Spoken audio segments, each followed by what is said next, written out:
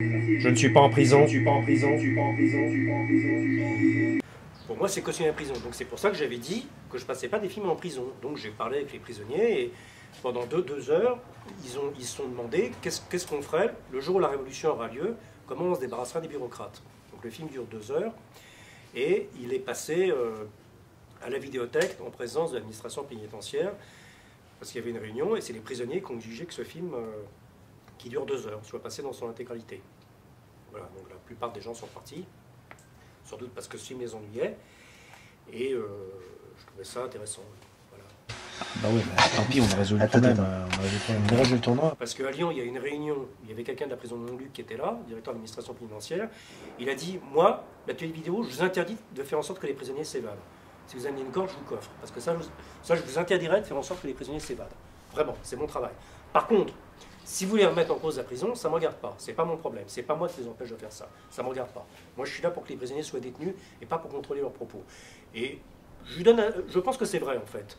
Mais c'est les artistes qui, d'eux-mêmes, disent qu'ils vont faire un travail de réinsertion, d'éducation. Enfin, je trouve ça hallucinant. Hallucinant. Mais c'est aussi parce que le film procure une évasion, n'est-ce pas? C'est-à-dire que c'est doublement problématique de par le fait que le cinéaste il projette un film, si tu veux,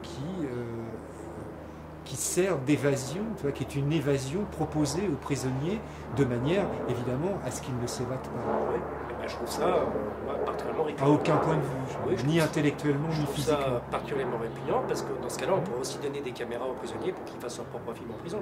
Dans ce cas-là, ils s'évaderaient eux-mêmes, enfin par leur propre esprit. Pourquoi est-ce qu'on fait venir quelqu'un qui va aider le prisonnier à s'évader?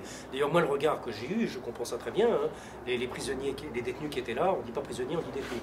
Je ne sais pas pourquoi on dit ce terme. Moi, je préfère dire prisonnier parce que, bon, enfin, les mots sont détenus, je ne sais pas qui a inventé ce terme encore. Bah, ils m'ont dit, en gros, nous, on aime mieux être là parce qu'on voit des gens comme toi. C'est vrai, ils s'évadent, entre guillemets. C'est peut-être plus agréable pour eux d'être dans cet atelier. Mais quelque part, je n'ai pas, moi, à aider les gens à aller mieux. Enfin, je veux dire... Bah non, hein. Non, je crois pas. Et si tu veux, pourquoi prisonnier, pourquoi détenu à la place de prisonnier? Parce que prisonnier, c'est noble. Détenu, déjà, ça n'existe plus. Je veux dire, ou plus. Un type qui est détenu, déjà, c'est plus